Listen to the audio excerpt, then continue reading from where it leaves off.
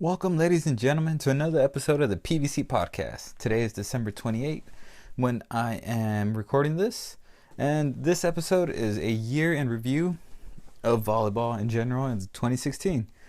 And it's been a long and exciting year for volleyball this year. So let's get started. Let's get started with the men's NCAA championship that happened early on in the year. And man, that was really exciting. Why was that exciting? Because starting off right from like the first game, BYU has just been on everyone's radar right from the beginning. Why? Because they got Ben Patch back that season. So Ben Patch, who was off on a mission, so that he missed last season, but Ben Patch back, Brendan Sander, sophomore, younger brother of Taylor Sander. So he has 1 year of experience. So he got a lot better from his freshman year. Now starting outside, they still had Jake Landlois. Those of you guys don't know, Jake Landlois, outside hitter for BYU, he actually picked up volleyball in college. He didn't play in high school. He never even picked up volleyball until college. It's crazy. How? I don't know. And then I forgot the middles names. I think one's Hatch. The other one's TJ. Forgot their names, but they're experienced middles and they're very good middles. So BYU was just starching people right from the get-go, right from the beginning. All eyes on BYU. BYU looked unstoppable. So that was the BYU season. Another good team right from the get-go. UCLA head coach John Sproul, head coach, of course, for the men's national team. So he head coach for UCLA last season, and they look strong too. Thing about UCLA, they ran a 6-2 with Micah Maha and I forgot the other guy's name, Hansen, I think. And thing about them is they also hit front row, so no one subs out for them. So it's a 6-2 where they just stay in the front row, and that worked for them, and they made it to the playoffs. Another team started off really strong is Long Beach with TJ DeFalco. I think he's a freshman. Really good outside hitter. Forgot, but they're pretty good. Well-rounded, pretty good middles, right side, pretty good setter. Setter and TJ, they went to the same high school in Long Beach, or in the Long Beach area. I forgot what the high school name is, but yeah. And the other team. So those three teams made it to the semifinals. The semifinals, it was Long Beach versus BYU, and BYU won that. It wasn't a blowout, but BYU they won that. It wasn't pretty easy, but they still won it. I did not see that match. The match that I did see was a good match between UCLA and, out of nowhere, Ohio State. I didn't even know their guys team was good until this season. Like, I've never even heard of Ohio State's men's team previous to that season. You know, it's always been dominated by who's in their league? Penn State. You know, the season before they had Aaron Russell, who plays for USA now. So really, it's really been Penn State for the main part. But now Ohio State just came out of nowhere, and that was a epic 5-set match. If you guys want to watch that match, I recommend it. If you guys don't want to watch it, I recommend you watch it anyways. It's a really good match between Ohio State and UCLA. There's both of them going at it, and that, honestly, that should have been the championship match, UCLA versus Ohio State, because that was an exciting match. So for the championship, you had Ohio State versus BYU, who just, like I said, starching people right from the get-go, right from the gate, from preseason on. But then they didn't show up for the championship. It was either that or just Ohio State, or maybe a combination of both, of Ohio State just keeping BYU at bay and not allowing BYU to do what BYU does. Because BYU is good. I mean, they got, like I said, Ben Patch. Ben Patch, freaking 6'9", jumps really high. He hits over blocks. I mean, he does get blocked from time to time, but the reason he gets blocked is because he's just trying to hit the ball just straight down, but he hits it straight down into the block. because there's some instances where he hits it over the block. So I think once he starts hitting high hands instead of just trying to hit every single ball straight down, then he's just going to be that much better. And Brandon Sander, like I said, he was a sophomore. He's a junior heading into this year, and I think Ben Petch is also a junior, or he's going to be a senior. So BYU's still going to be pretty good this season. I think Jake Langlois is also going to be a senior. I think the middle's graduated. I know the setter's still pretty young too. He might be a junior. Anyway, so that was the men's NCAA. It was Ohio State just coming out of nowhere. BYU was the favorite to win it all. I know I was rooting for BYU, but then Ohio State just came in and they did work and they deserved it. I mean, they showed up to play and then they beat UCLA. Honestly, like I said, UCLA versus Ohio State, that should have been the championship match. And Ohio State has their outside hitter was the National Player of the Year. Can't remember his name. He's from out of the country. I'm going to say from Poland, I want to say. Serzin, I think his last name is. It'll come to me. So that was beginning of this. That was early on in the year. And then we get to, this year was also the Olympics. But before the Olympics, we had the World League and we had the Grand Prix. So what those are, World League is pretty much, it happens every year. It's the men's national championship, essentially. Well, or at least one of them. There's a couple of championships where it's World League and then World Cup, which last year, 2015, the USA men's won World Cup, and that was held in Japan. And so let's get into World League. So World League, it was before the Olympics, so I like to think of it as pretty much the pre-Olympics, because for the most part, most of the teams that participated in World League were in the Olympics, with the exception of Serbia. So pretty much World League, I forgot how long it was. It was a couple weeks, I believe. But in the finals, USA lost 5 sets to Brazil. That was a pretty good match, but USA, why am I saying UCA? USA, America, USA ultimately lost to Brazil. That was a pretty good match, and I think USA ended up, I think they also lost to Italy like the week before.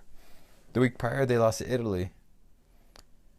Italy did pretty good. So during the couple weeks of World League, the team that was just on fire was Serbia. Serbia was just beating everyone. There was like a big stretch. It was like, I think 8 win streak for Serbia before they finally lost the game. Serbia was just dominating people. I mean, they got Atansevovic on the right side. I'm not sure how to say that name. Atansevovic is how I say it. And it's kind of hard to say. It's a long name. But he's a really good right side, perhaps one of the best right sides, if not the best right side for the men's division. So Serbia's got him. And they have the middle, Marco. I can't remember his last name. I just rewatched the championship match, which was Brazil and Serbia. Yeah, but Serbia's got him. Serbia's got Ivovic, which is a great outside hitter as well. He plays in the Russian league. I forgot the exact club name. And then they have Uros Kovovic, who's a lefty outside, and he's just really smart. He's not gonna like bang it straight down to the 10-foot line, but he doesn't get blocked often. His passing is really solid, and the reason he's on the outside is because, like I said, he's just really smart. He doesn't get blocked often. He finds the seam. He hits high hands. He'll use the block. Just a really high IQ. So Serbia was just rolling through all these teams, and Brazil sort of did the same thing, but they didn't necessarily go on any big win streaks. And they almost lost to USA also, but on that fifth set, Brazil they had more in the tank and they just beat USA. And USA did pretty good in World League. I thought they were one of the favorites to make it to the championship round. My phone's being a little glitchy, or more like the website, because most of these volleyball websites aren't the best. So Serbia beat Italy like 2 weeks before the final, but yeah. So USA did pretty good up until the final rounds, where they lost to Italy and they lost to Brazil, which are both really good teams. Brazil's just a really solid team. So is Italy. Italy with amazing outside hitter Juan Torrena and amazing right side Ivan Zaitsev. So on the final for World League this year, you had Serbia versus Brazil, and Serbia swept Brazil. And this was in the World League final. The championship was held at Krakow in Poland, so it was a neutral site for both of them.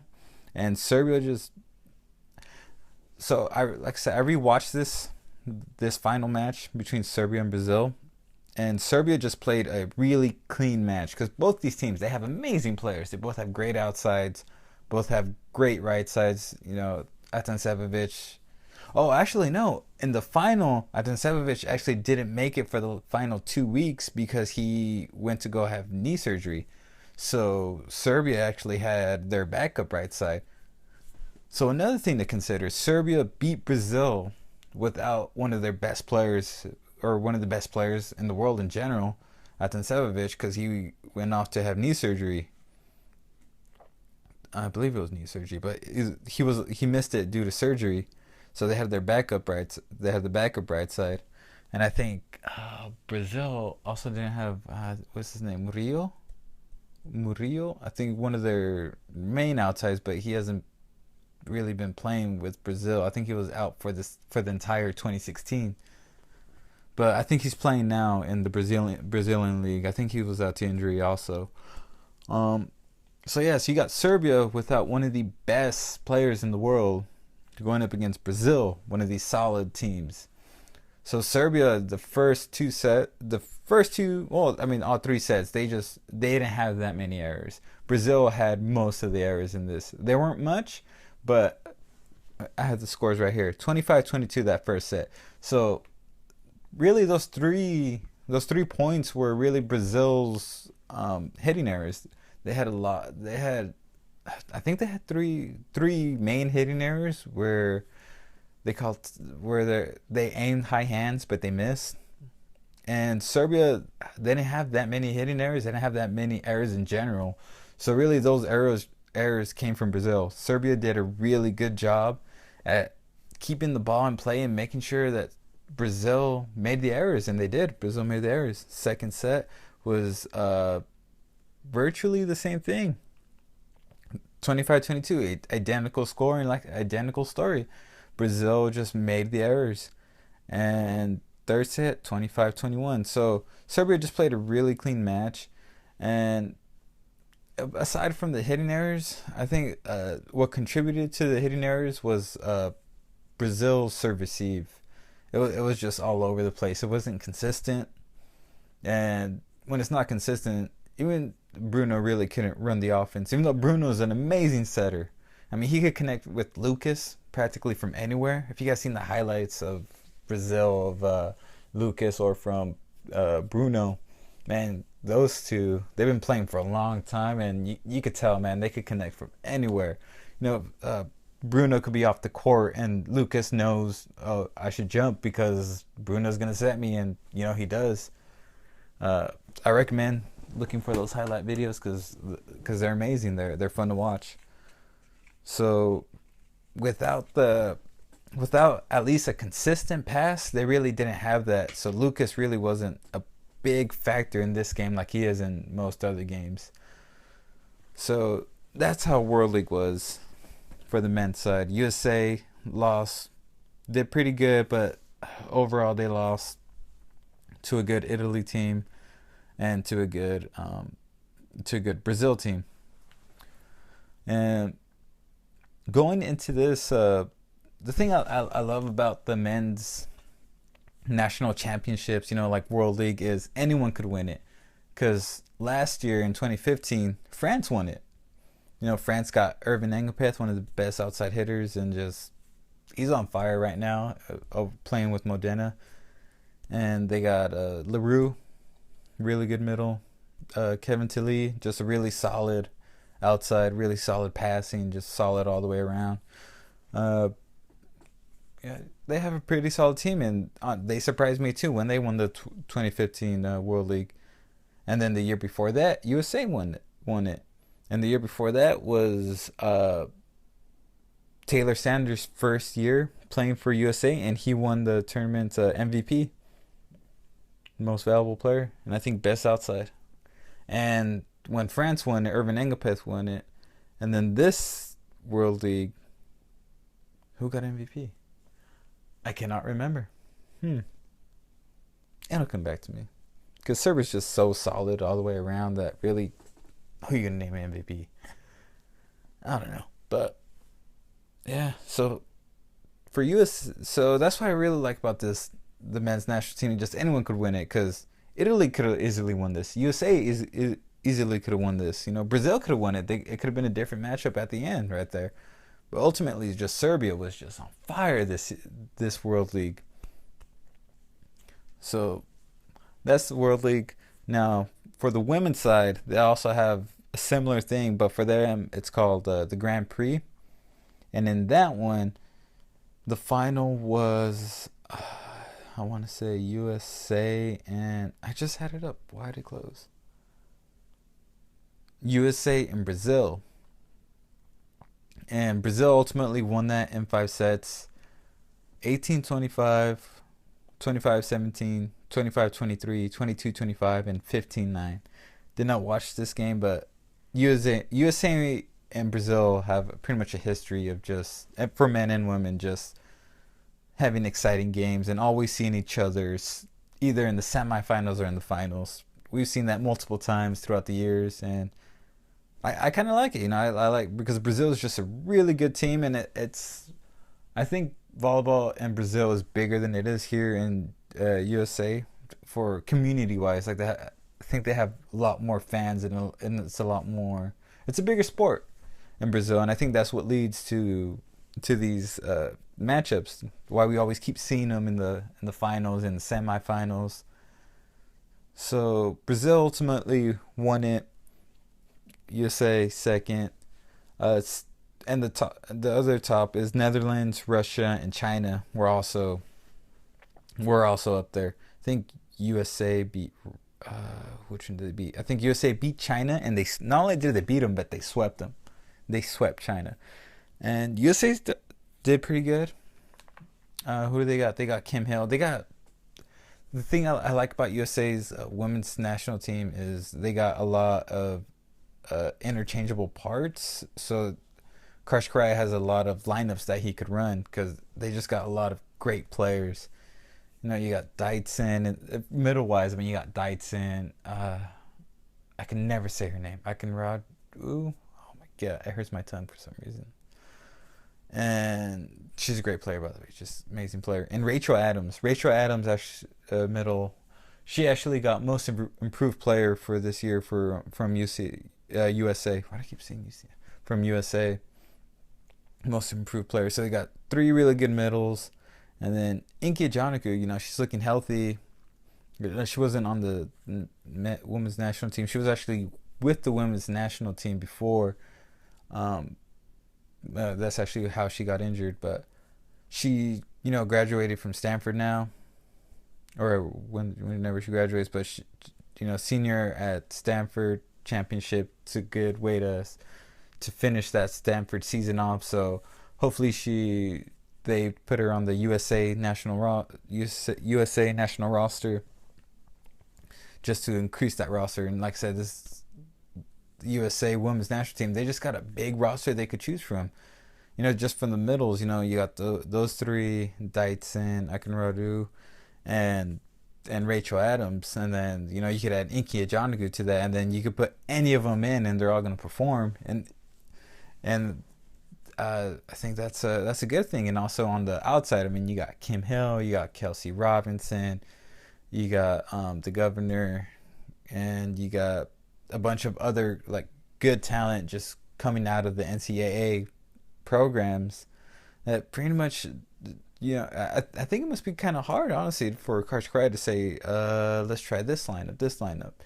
So a lot must go on in the lineup wise in practice for the women's. So that's why I kind of like the women's, because they're not only are they dominant, but they have a lot of options that they could play with. So yeah, so Grand Prix for the women. Brazil ultimately won it, beat USA in 3. And honestly, before the Olympics, I thought World League and Grand Prix was going to be pretty much what it was going to be like in the Olympics, because they were kind of close together. There was just maybe a couple months apart, because World League and Grand Prix were in, if this thing ever stops moving, oh god, was it June? It was just, and I think August was the Olympics. So I think that's what made the Olympics that much more exciting, because you got a tournament with pretty much all the national teams that were going to be at the Olympics were at these tournaments, World League and Grand Prix. So, the results were kind of like, okay, the results are gonna be the same for the Olympics. Nope, completely different. So let's start with the men first. So for the men, World League, you got Serbia, who's just starching teams, and then not only that, in the championship, they sweep Brazil. Brazil, one of the best teams in the world. And they swept them in 3. So heading into the Olympics, Serbia doesn't even qualify for the Olympics. How? I'm not sure how. One of my friends tried explaining it to me. It was apparently you only get so many bids to the Olympics for per region, which is why Mexico was in the Olympics. Mexico in the Olympics. USA got the bid. I forgot how they got the bid. I think from winning World Cup and the year before, winning World Cup in Japan. I think that's how they got their bid. But still, Serbia, who won World League, who's just starching people this year, not qualifying for the Olympics because of some weird rule where they didn't get the bid, because I think they didn't win a certain tournament last year or something like that. And it's like, really? Serbia's always been pretty good. And then just this year, if Serbia was in the Olympics this year, it would have been a completely different Olympics for sure. That's for sure. Maybe the outcome would have been the same. Maybe Brazil still would have won the gold medal, but it would have been very interesting to see Serbia in the Olympics. But nope, they weren't in it. So I don't have the pool in front of me, just going off memory. Pool A was obviously the monster pool. I mean, you got Brazil, you got Italy, you got, France, you got USA, and you got Mexico. Oh, and you got Canada. Canada, which is actually won their division in World League, which they were in a lower seed. Not seed, but they were in a lower, I think, division. So for World League, the ones that we were talking about was called Pool A, and that's essentially pretty much I don't want to say the best, because I mean all the teams are good. I mean they're all the national teams, but that's the main one. That's the main card, and then the sub card is pretty much the other pools, and the second pool, which is Pool B, which was Canada, I think Argentina, and I forgot who else was in that one. I think Mexico also. But Canada just ran over everyone in their pool. So they looked really strong. So and they also played in a different tournament, because there was a bunch of these little tournaments throughout the world, I think, just for these bids to get into the Olympics. And Canada looked very strong because they beat Poland in one of these, and I saw that match. and they beat Poland, but and thinking 4. And Poland's a really good team. No one believes me, but Poland's a really good team. We'll get into that in a little bit. Poland's a really good team. So Canada, so you got this monster of a pool with all these great teams. And, you got Brazil. You got Italy. I think Italy was in that pool. I think, yeah. Brazil, Italy. All of them. And then my bad. You got Mexico, too, in this pool. So all these monster in Pool A. And then in Pool B, you got, like, Egypt. You got Russia. Russia, who won the 2012 Olympics. But they're not looking that strong they didn't look that strong this year. And, like I said, I don't know if you guys heard the other podcast, but Russia didn't have Viktor Politev, which I'm still mad about that. Like, why didn't you take Viktor Politev? I mean, then Russia didn't even medal this year. I don't know why they didn't take Viktor Politev. Anyway,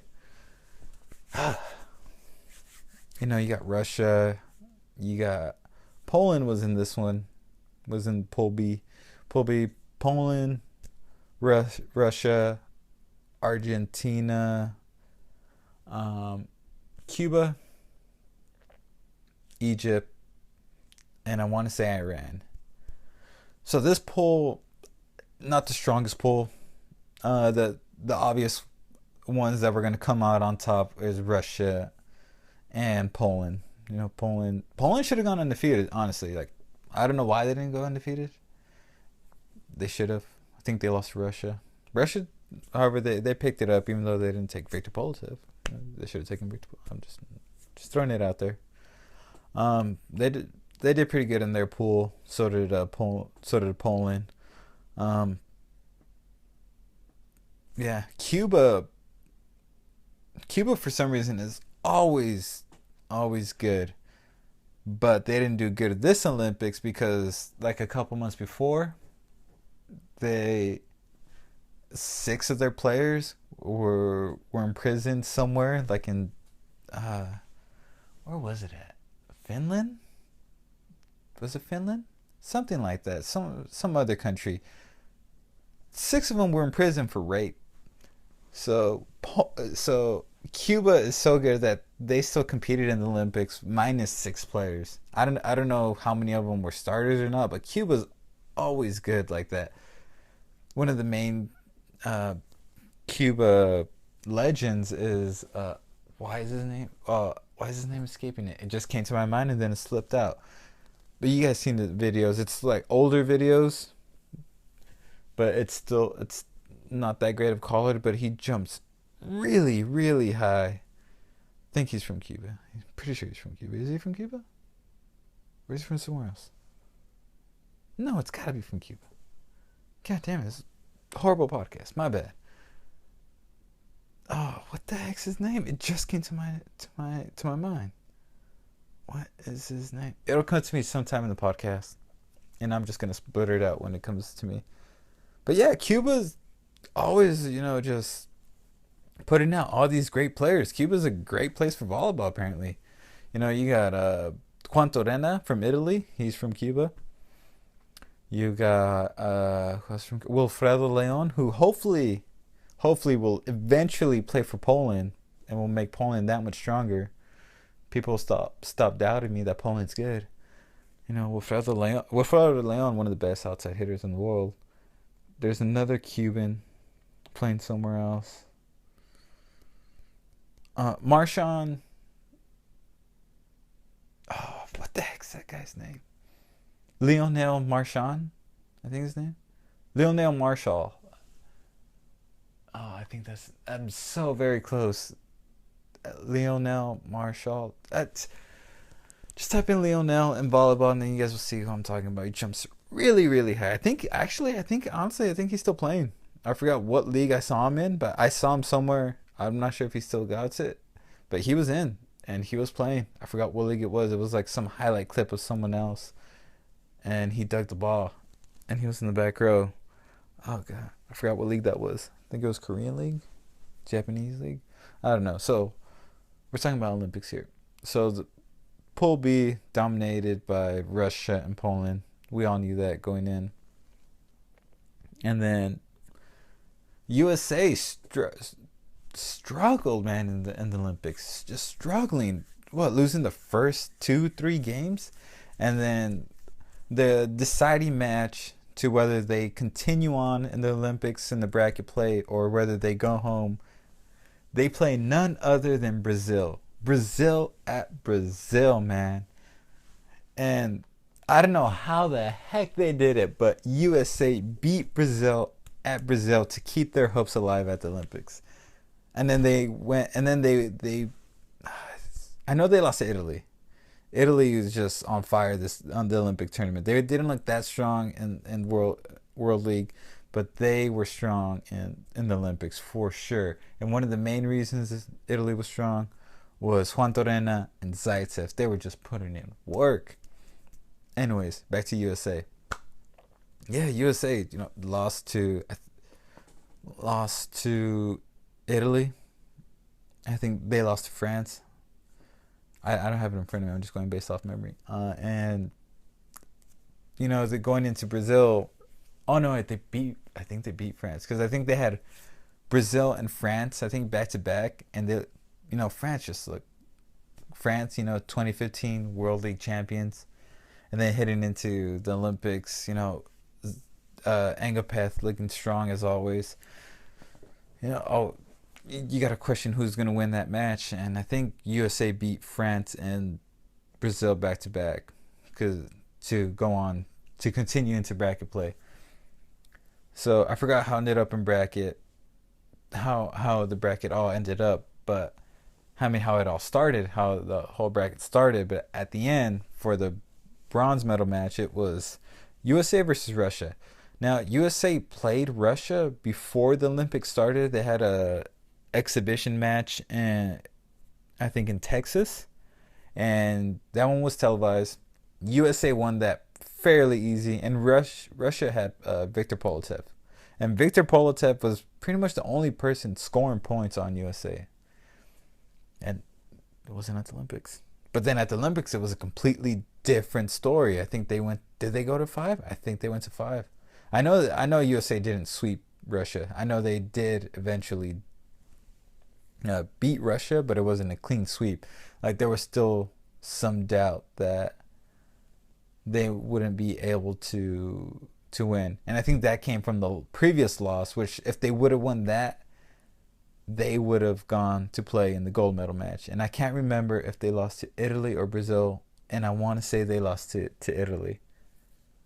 Yeah, so USA, a heart-wrenching loss. And you could tell by the way they played Russia, they're like really not into it. But once they started going, they started getting into it, and that's when they started scoring points, and that's when they beat Russia to win the bronze medal match.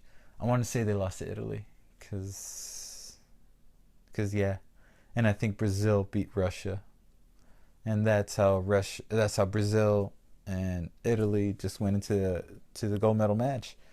And I do not remember the gold medal match, but I do remember that for Italy, it was Juan Torrena just had an amazing tournament. Juan Torrena and Zaitsev, they were just teeing off, dude, and it was fun watching it. The few games that I watched from Italy, it was fun watching Italy play. Just Juan Torrena and Zaitsev just going off. Their middle did pretty good too, and I think their middle actually got middle of the tournament, best middle of the tournament, which is here or there. He did good, but I'd rather give it to Max Holt, because Max Holt did a lot better job. I think he was most improved in 2015, and then he just continued on, just dominating in the middle throughout 2016. So I think that best middle, I think maybe Max Holt did get it, but I do remember just getting the tournament awards, so Italy's middle getting it, and that was questionable.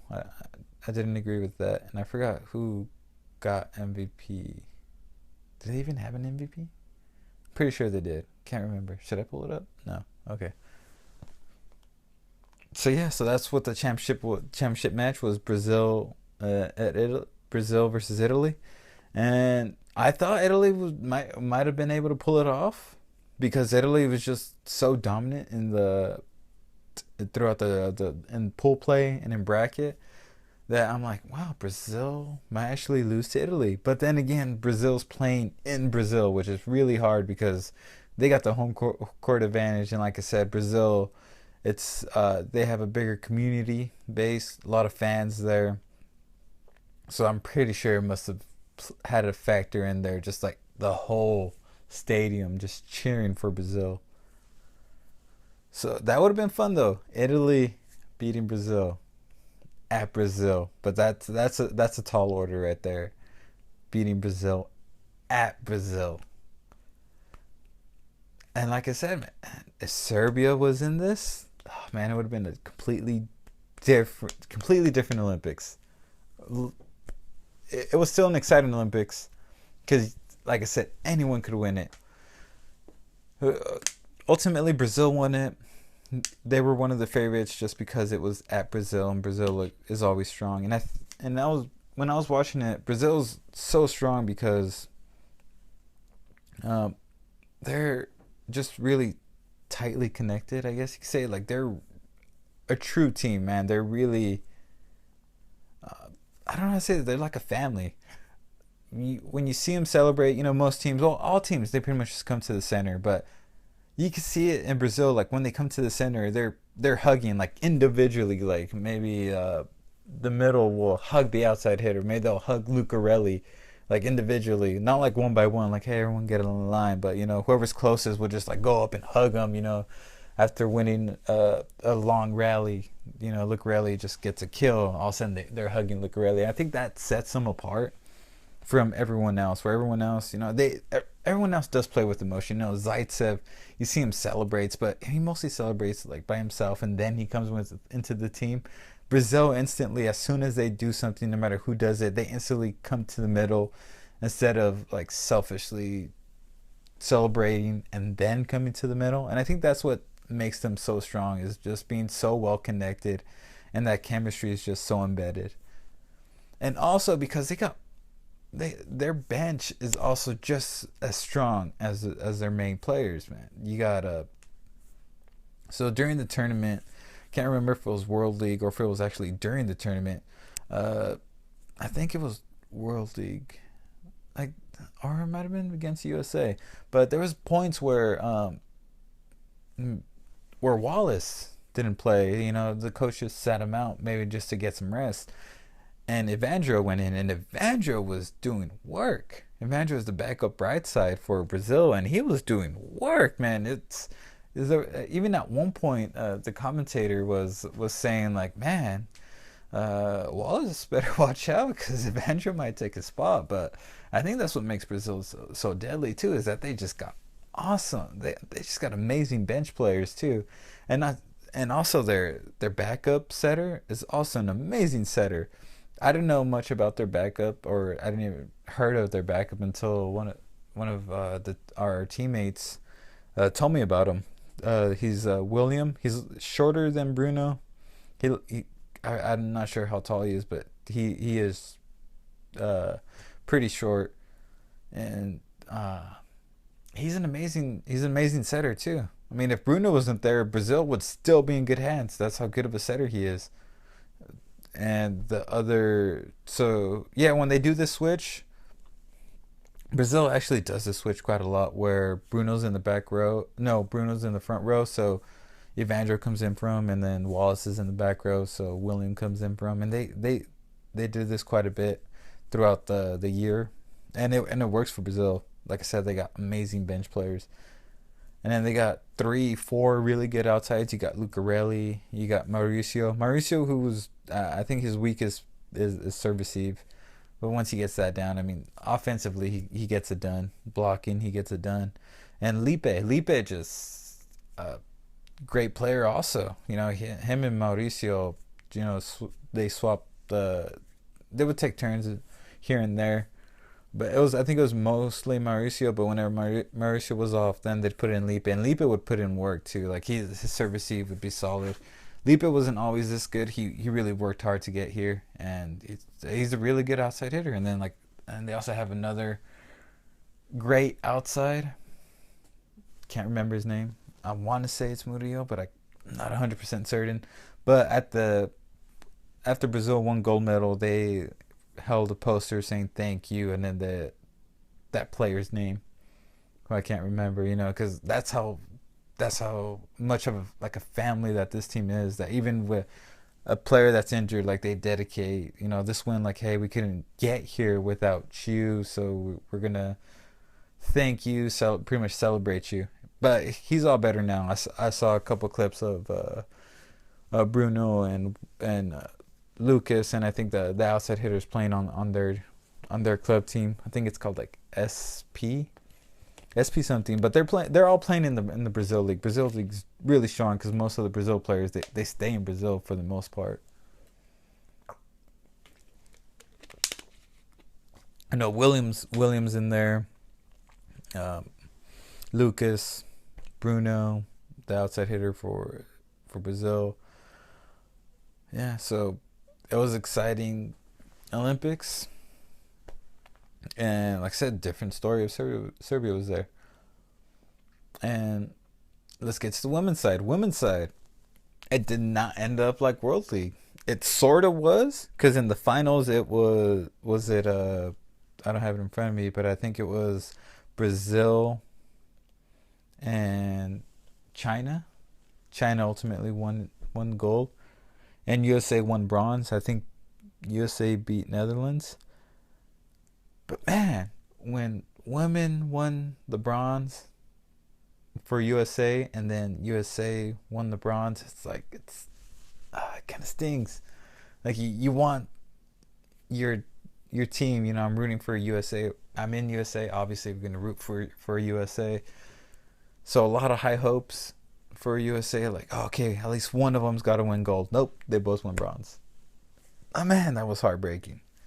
I'm pretty sure it was heartbreaking for the players. I know it affected the men's team a lot, but then once they won that bronze, they were able to accept it and they were able to celebrate that bronze medal.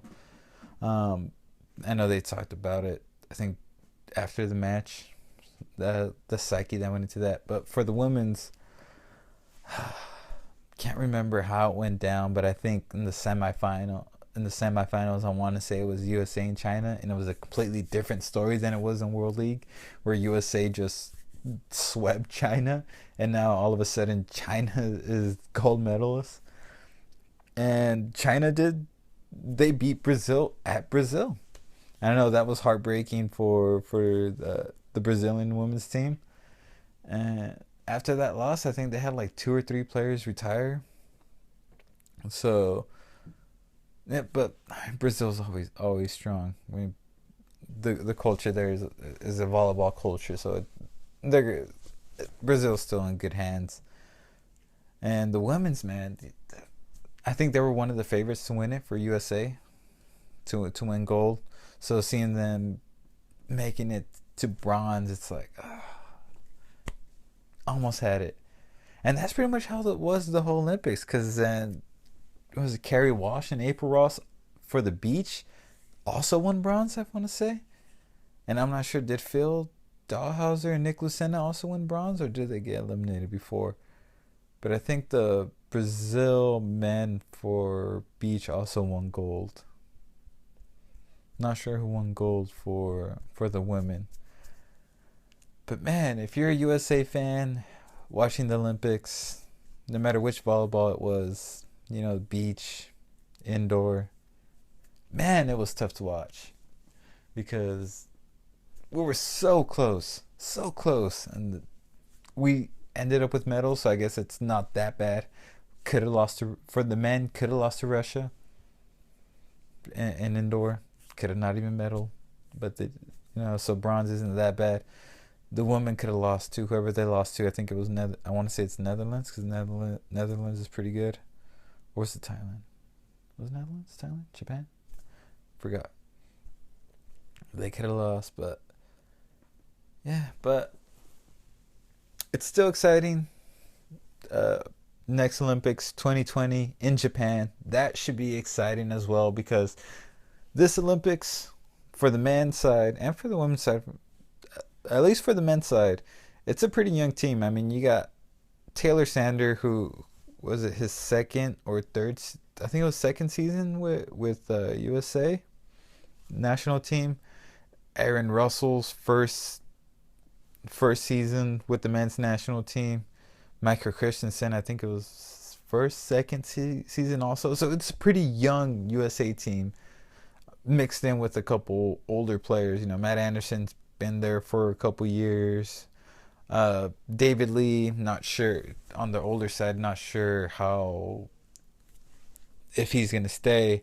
I know they asked that question at the end of the Olympics or a couple months later, and he said if the team needs him, then he'll be with USA, but he doesn't want to take a spot for, let's say, a better, younger athlete. So pretty much, I think how he put it is, if the team needs him, he'll stick with USA as long as the team needs him. But if they don't need him, he's comfortable leaving the USA and giving up his spot for someone else that they need.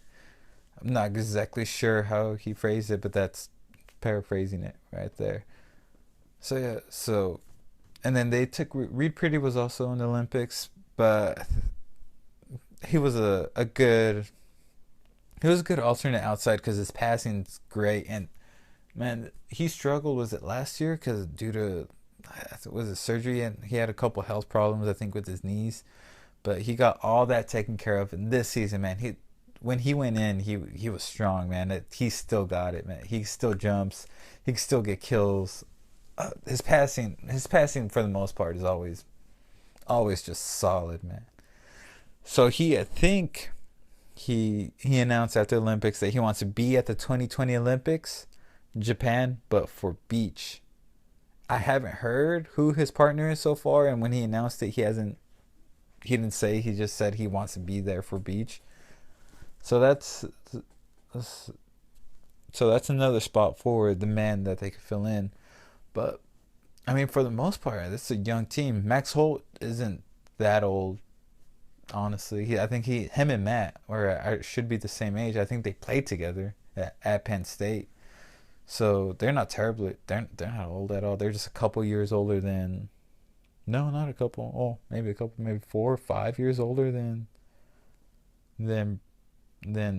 Taylor, Aaron Russell, and all of them. And USA also has Thomas Jeschke. Also who joined with Aaron Russell. So USA, looking strong, young team. I'm pretty sure for the most part, most of them, except for like Reed Pretty and David Lee, I think that was their first Olympics. Well, Matt Anderson, I think that might have been his second or third. No, I think it was this. Did he go to the 2012 Olympics? I don't remember the 2012 Olympics, honestly. What was that, in London? China? Beijing? Which one was in London? What year are we in? I don't know. Anyways, yeah, for the most part, USA young team. Maybe that had a factor for not going to gold, just because. If you look at the teams that made it to gold, you got a more experienced Brazil team than you do a more experienced USA team, because USA was fairly young, and then you got Italy who got silver, a more more experienced team, because Juan Torena, Ivan Zaitsev has been there for a while. Juan Torena's been a monster. He played for Cuba, and then he got out, and they got Italian citizenship. He's been a monster since he's been at Cuba. What else does Italy have? Oh, Gianelli. I think that might have been their youngest player there. I know Italy's middle's kind of on the older side, but Gianelli, was he like 20, 21, I think. Amazing setter, young. So yeah, so you got these teams that are more experienced that made it to the championships, to the gold and silver, and then you got the younger team, USA, going up against I think the youngest player for Russia was Igor. I think he's also 21, same age as Victor Poltev, the person they should have taken. But yeah, I think Russia's experienced also, minus outside hitter Igor. So for USA to make it a bronze with so many young players, for most of them, that was perhaps the biggest stage that they've ever, and at that point of their lives, that's probably the biggest stage that they've played on. So that might have a factor, and I think they're going to be really strong these next coming years. Hopefully they can win World League next year. 2017 and on looking to be an exciting year. And same thing for the women, man. I think for the women, it's the same thing. I think that for USA anyways, the NCAA, it just produces so many great players in it, and you can see, and it, I don't want to say filters out great players, but the great players stand out. And I think the USA, and even for the men, but I think mainly for the women, because they just got such a larger pool to choose from. I think USA is always going to be strong because of the NCAA, just because they have so much talent just coming through. It might be even too much talent. Yeah. But yeah, so that's pretty much all the way to the Olympics. I think after the Olympics, it was pretty much done. I think there was no more tournament. I think it was all club from there. Oh, well, we had the women's NCAA national championship with Stanford. They made a switch mid-season against Arizona, mid-set, I think it was, and then never looked back. Now they're national champions, and that's counter argument to what I just said about the Olympics, man. You got a young team who won the NCAA championship going up against Nebraska, who won it the year before in 2015. And for the most part, was it returned like 5 starters, I think it was? So Nebraska didn't even make it to the championship.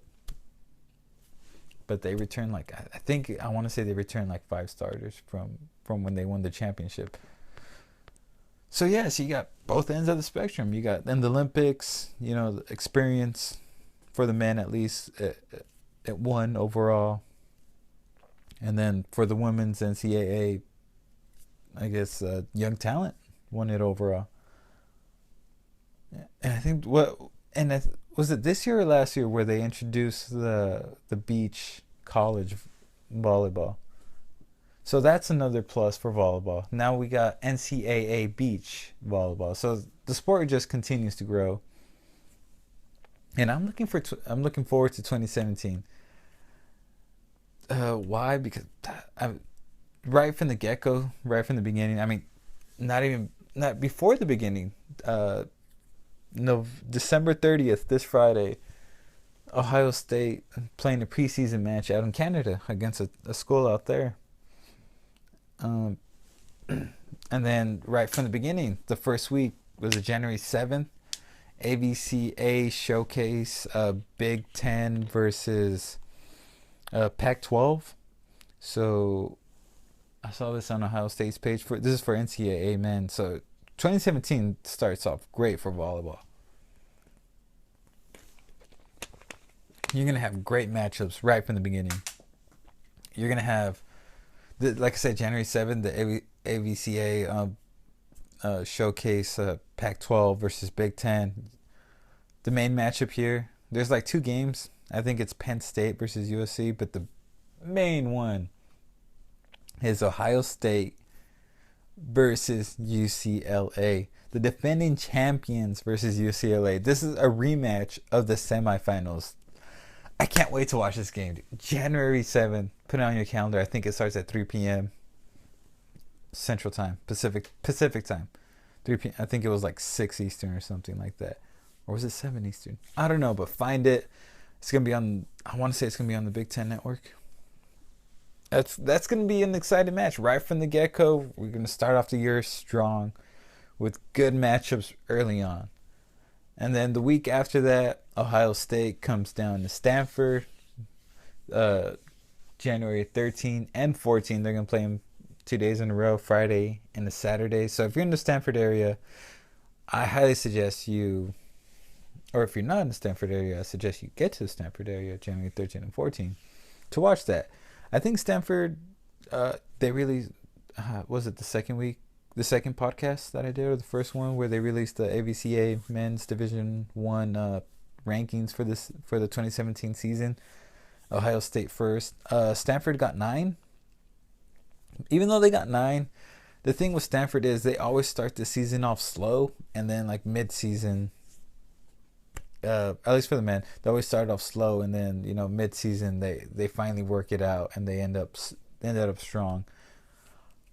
Heck, last season, they did the same thing where they started off pretty slow. It's like and then they picked it up, and they almost qualified for the semifinals. I know it was between them and Long Beach, because someone else lost. So it was between Long Beach and Stanford, but ultimately they chose Long Beach for the semifinals.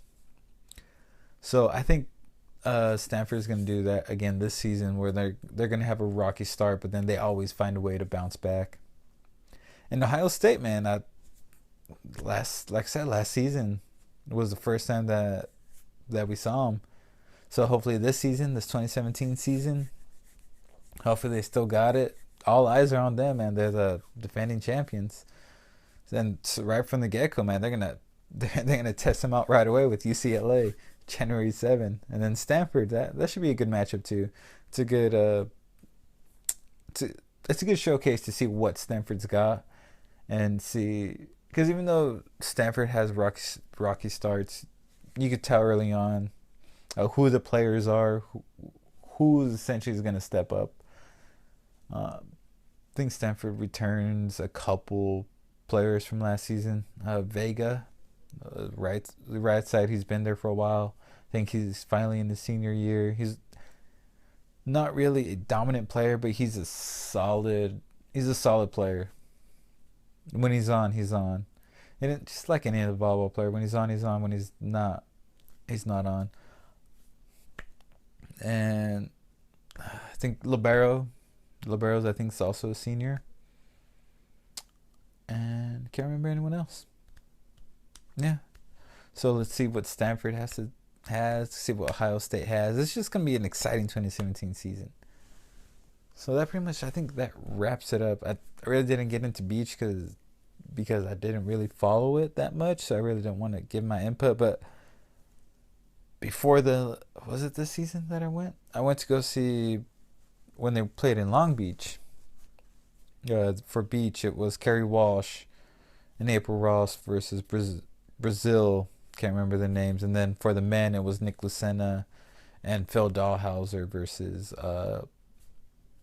Brazil. Also, it was Bruno. Surprise, another Bruno. Brazil, but this was for beach. And oh god, what's his teammate's name? Alisson. Yeah. So ultimately, in that one, I think it might have been last year, but in that beach, Brazil beat USA both. They beat Kerry Walsh, and they beat Nick Lucena and Dahlhauser.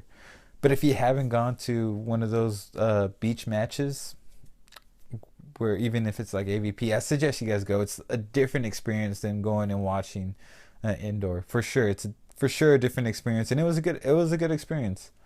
And it's growing in popularity, so I suggest you guys get there early, because when we got there, it was packed. All the seating area was packed, and we had a stand, which was actually a different view, because for the most part, when you're watching indoor, it's like a stadium. You're watching down, but it was actually pretty interesting watching it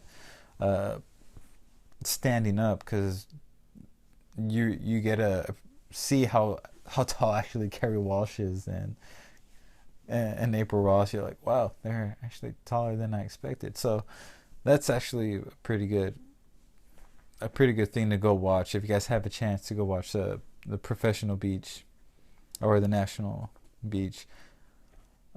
Yeah, so 2017 looking up to be strong. Predictions, I predict USA is still going to be strong. I don't know who all right, let's talk about men's USA. Men's USA, I don't know. They have a lot of talent pool, I guess, too, to choose from.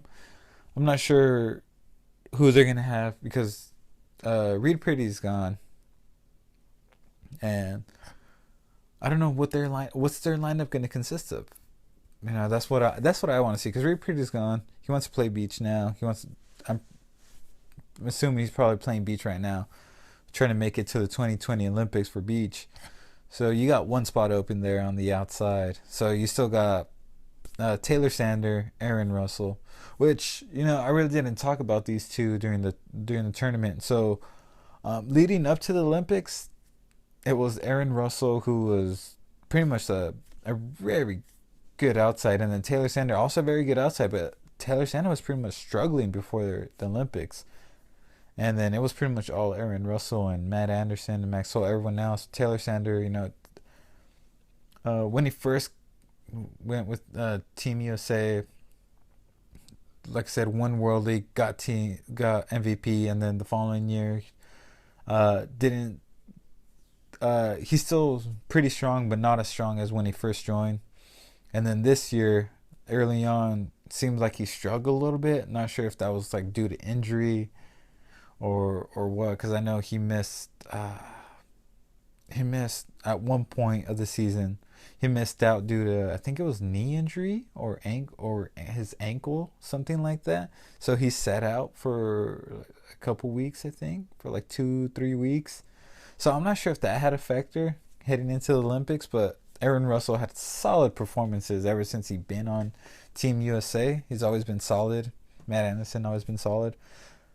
But then heading into the Olympics, they like flip-flop. And it was Taylor Sander back to his former glory, just smashing the ball, which made it exciting. And then Aaron Russell was struggling a little bit. And then there was a couple instances where Reed Pretty went in for, I think it was for Aaron Russell. Or I think it was for Aaron Russell to sort of, just get the passing there. Because there was times where Aaron Russell either couldn't pass or he couldn't finish the ball. And so they put Reed Pretty in. Reed Pretty went in and did work. So that was kind of little observation I noticed. So who's going to be that player? I know they still got Tomaszewski, who when he went in a couple times this season, he did pretty good. He had a couple mistakes for the little bit of time that he was in there, but for the most part, man, he did good. And I think they're gonna keep him on the roster. Maybe they bring Paul Lottman back in. Solid player, solid outside, or maybe they keep with what they have, young, and then get another young player, which is pretty hard. Who else they're gonna get? We saw a couple, early. I'm not sure if it was this year or last year, early on when they had an exhibition match versus Japan. Japan came here and they played at USA in Long Beach, in Texas. And the timing for the Long Beach one, all their main players for USA, they were pretty much still overseas finishing up their club season. So we saw a lot of potential USA players. They still had the USA jerseys, and I think most of them, they played like in a different USA, like a smaller, like a Pan Am tournament, something like that. So we saw McDonald in the middle, a little bit more experienced middle, and he did solid. He was a solid middle. We saw Taylor Averill, and we saw another middle who I think he played for CSU Northridge, and pretty much the middles, they all seem solid. I could see any of those playing for USA, on the main roster. And then outside wise, what's his name? I just read his name a couple days ago in a highlight. Blah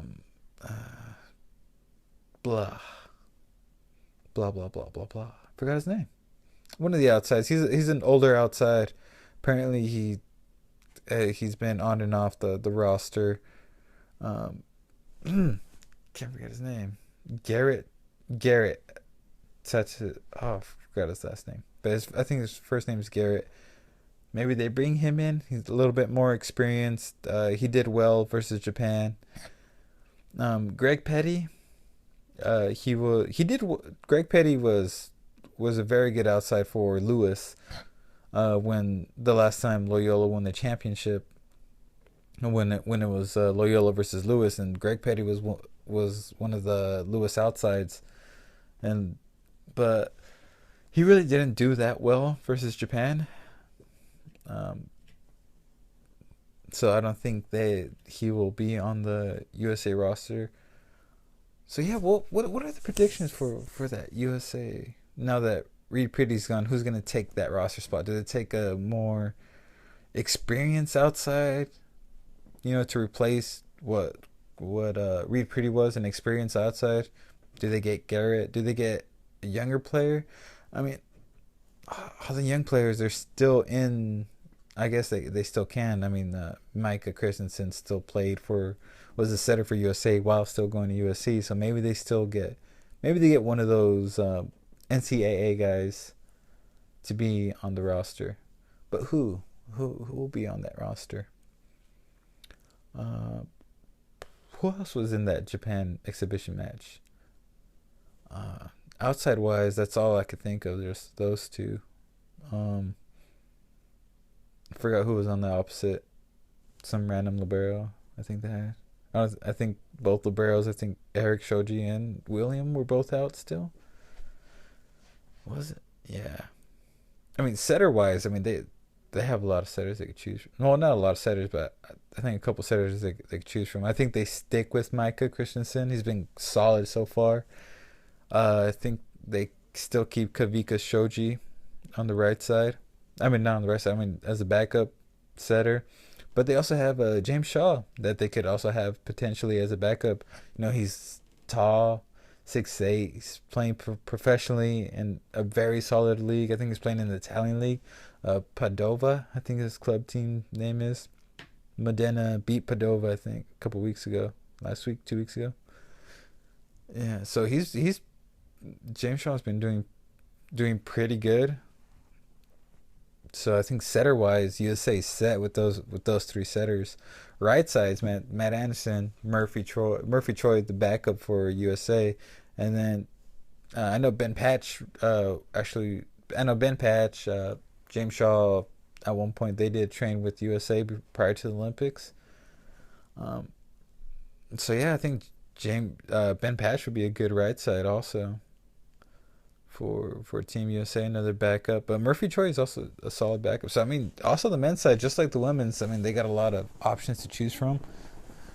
But on the men's side, I mean, they don't have, like, a wide of a net. I mean, just look at the tournaments. The NCAA tournament for the women is like, what? It's crazy. The bracket for the tournament is, what, like 64 teams? Or is it 32? It's something like that. 64 or 32.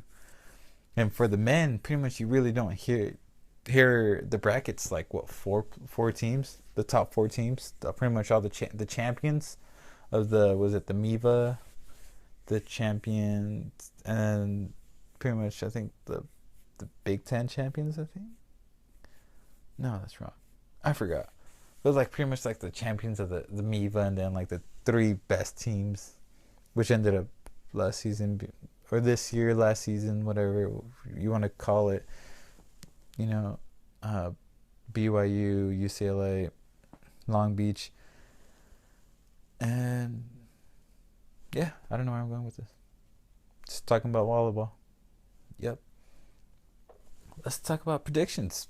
Predictions for the national teams. They keep doubting me for Poland. Man, stop doubting me for Poland. Poland eventually is going to have Wilfredo Leon. It's got to happen.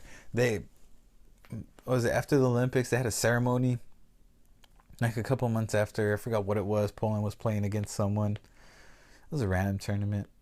Poland was playing against someone, and they gave they had like the ceremony where they gave Wilfredo Leon a Poland jersey because he's been waiting for so long to play. Which I don't get, man. Wilfredo Leon, I forgot how old he is, but I think he's mid-20s. Mid to late 20s. He left Cuba. He has a Poland citizenship. Plays in Russia for Zenit Kazan. Amazing outside. How come he can't play for Poland? A lot of rumors. I think the last rumor that I heard was the FIVB or whatever the governing body is. They submitted the paperwork to Cuba, but Cuba doesn't want to essentially sign off on the paperwork saying, "Hey, yeah, release Wilfredo de Leon. He could play for Poland now." I don't see how that's I don't see how that's slowing it down. I don't see why it's so hard for Wilfredo de Leon to play for Poland when Juan Torrena, a great outside for Italy, he's only like 25, 26. He also left Cuba. He also left Cuba too, and he's playing for Italy. He's been playing for Italy for like two years now, I think. A year or two now. Man, so Poland's gonna be good, guys. Poland's gonna be good. Stop doubting me. Poland's gonna be good, man. I mean, they get Wilfredo de Leon, and by the way, they got a new coach. New coach. So you got Wilfredo de Leon on the outside. Who's your other outside? That's gonna be a tough one between Mika and Kubiak. Because on one hand, you got Mika. Mika was smashing it this season. When he was in, I don't know why they didn't put him in all the time, but when he was in, man, he did work. But then you got Kubiak. Kubiak's not the strongest player. He's not gonna hit 10-foot line every single time. He's not a flashy player like Engapeth. And I think he's also like 6'4". I think Engapeth's also 6'4". But what makes Kubiak is his emotion and his leadership. He could lead a team, man. So that's main part why he's in there, because he leads Poland, and he's mainly in there for like not emotion. I mean, he's a great player, by the way, but he's not as dominant, like say, as Wilfredo de Leon. But he's in there because of his leadership and because he works hard. So I think that's a tough thing. I mean, you gotta have Wilfredo de Leon in there if you want to win. If you're Poland, I would have Wilfredo de Leon in there. I would just alternate between Mika and Kubiak, see who's on any given day, and just alternate them. Middle wise, they got a strong middle with Bianic, and Bianic's strong middle. Forgot the other middle. And then on the right side, you got Bartosz Kurek. Bartosz Kurek is a great right side. He's a bit of a slump right now. He had this weird deal going on for club. I think he signed for like a Chinese league or something like that, and then said he got homesick or he had to go home for like some medical treatment, and then he signed up for like another club team, like apparently his like first club team, I guess. So whatever team he left, they weren't really happy that he did that. They said that he should have just said like, "Hey, I'm leaving for this other club team," instead of just making up excuses. So I don't know what's up with Bartosz Kurek, but when he's on, man. When he's on, he's one of the best right sides. Not the best, but one of the best, like top 5 for sure. And then setter wise, I don't know, because before Lucinek, who was the setter this year. They had Drizaga, and I think personally, I like Drizaga. I think he had better chemistry with the hitters than Lucinek, or however you say his name.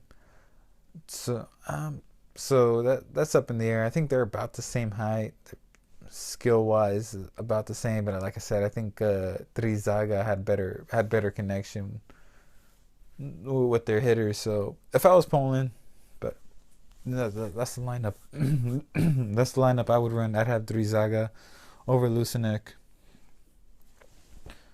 And for Brazil's in good hands, man. I mean, they got Bruno, Lucas, still strong as ever. Bruno, still strong.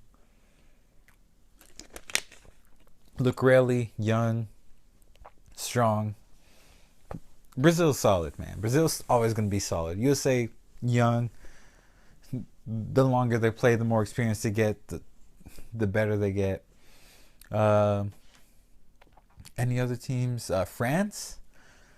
Torn between France, because France, they have one of my favorite players, Irvin Engapeth. They have a solid outside hitter, Kevin Tilly. So they got 2 solid outside hitters. One of the best outside hitters in the world, Irvin Engapeth, and a solid second outside.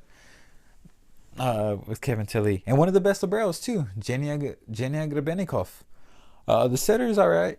here or there, and the right side's all right. The right side is Rouzier, but when Rouzier is on,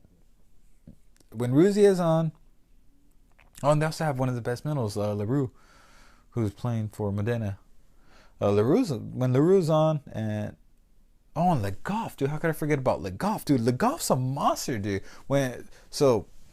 The main reason why they won World League in 2015 for France is Le Goff, and the middles just did work blocking wise, man. Le Goff was a freaking wall, dude.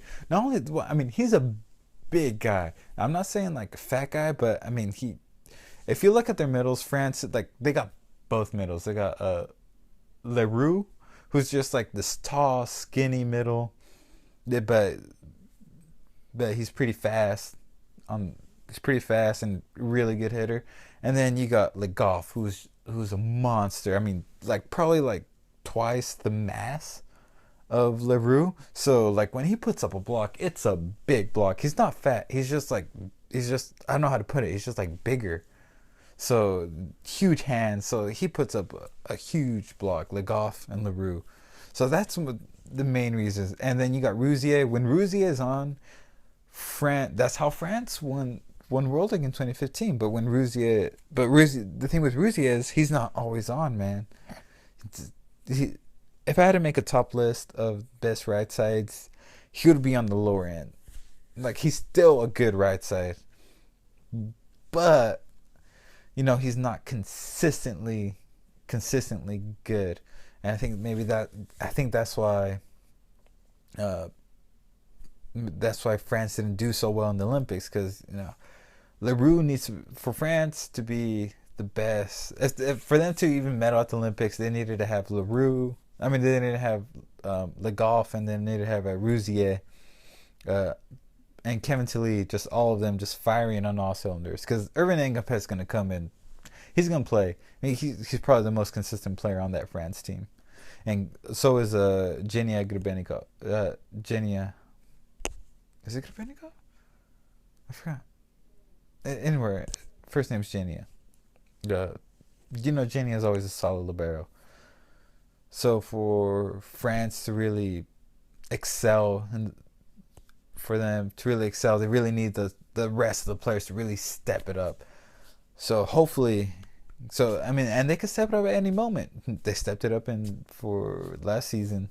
That's how they won World League. So they might step it up this season, or maybe they maybe get new players. Maybe they get maybe a younger setter, because their setter is probably not that old, but you could tell he's pretty much on the older side when you look at him. So yeah, for France, pretty good. Who else?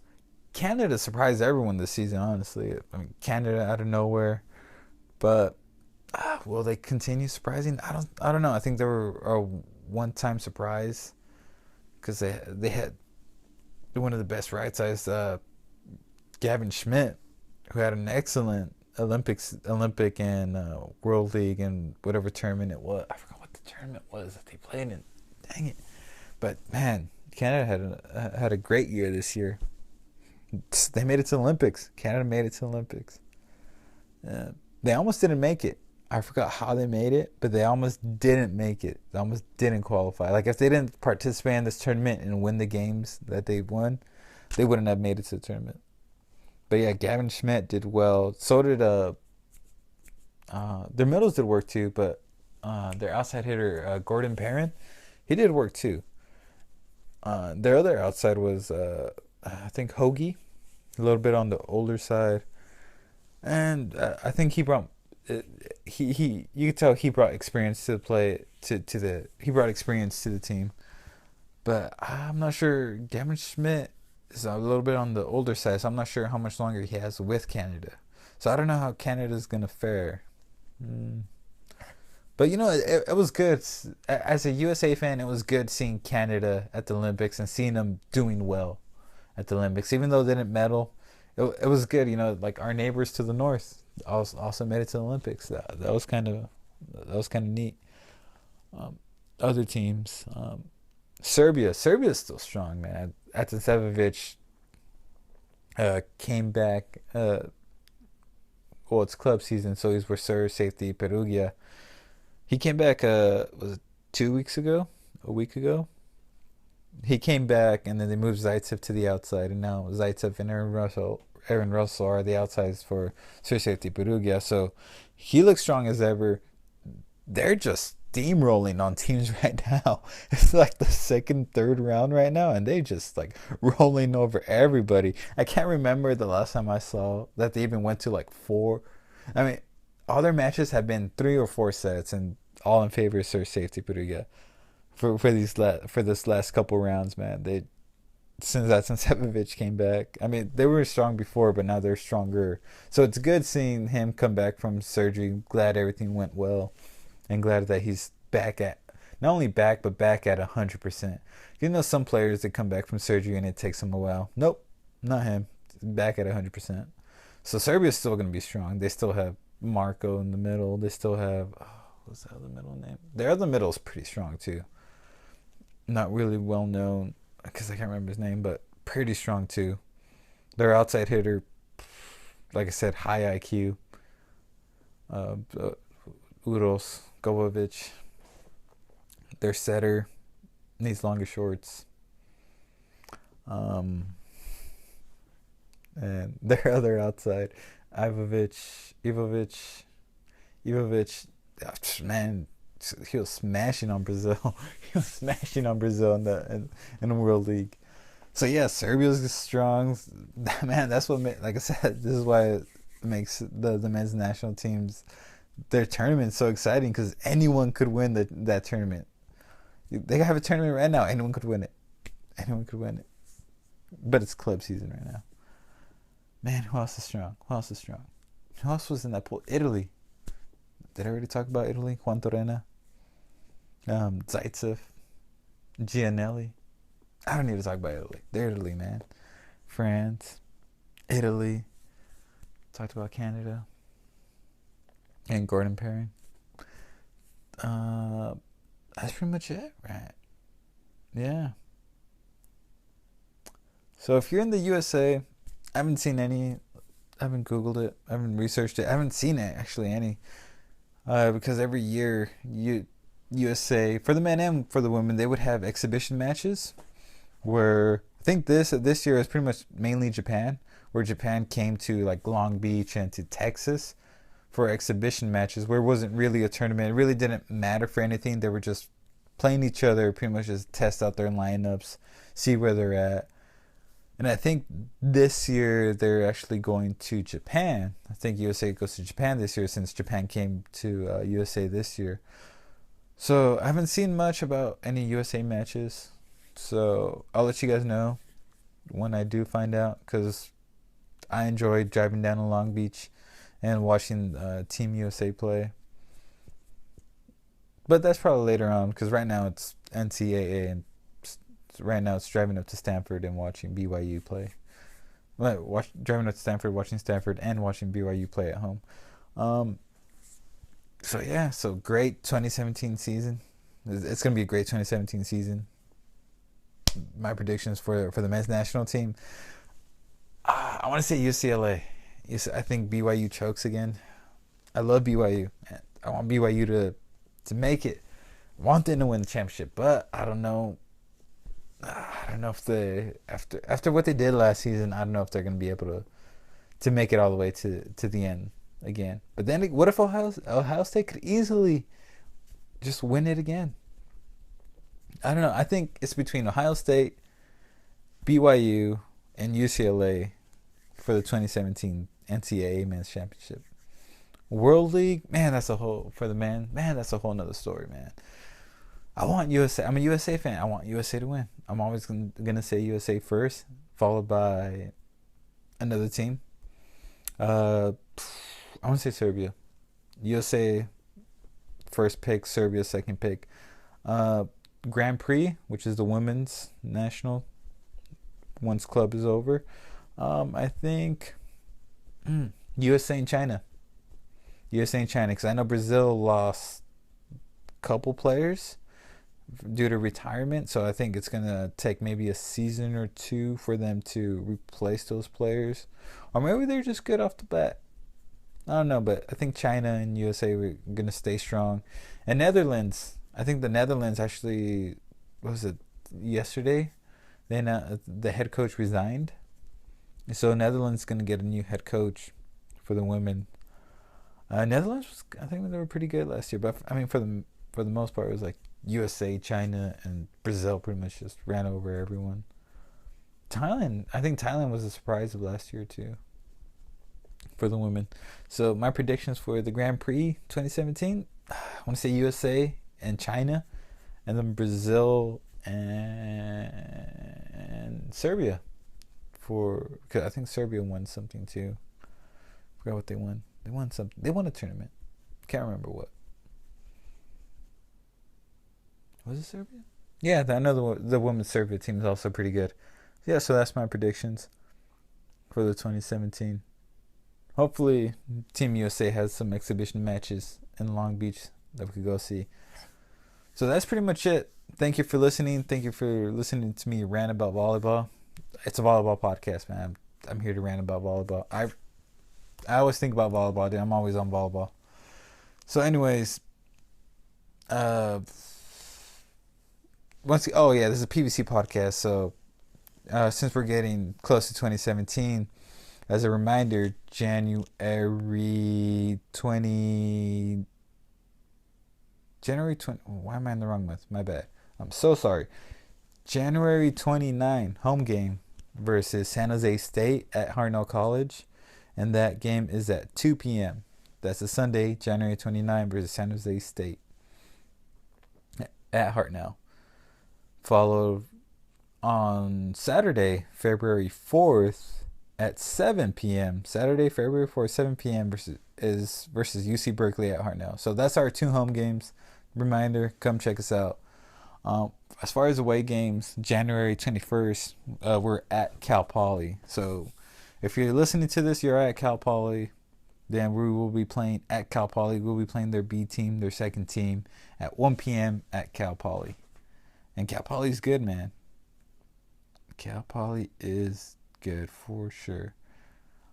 So is San Jose State, man. We saw them at the UOP tournament, and they look strong. They could have beat UOP, but I think they just got in their San Jose State just got in their own heads, and they lost that match. Berkeley 2 team, we played against their 1 team, lost, but it was a good game. B team, saw a little bit of the B team, but couldn't really judge it, but a little bit of saw. So anyways, next week, pretty sure there's gonna be more stuff about volleyball. I'll just rant about volleyball some more next week. So yeah, thanks for listening, and have a nice day.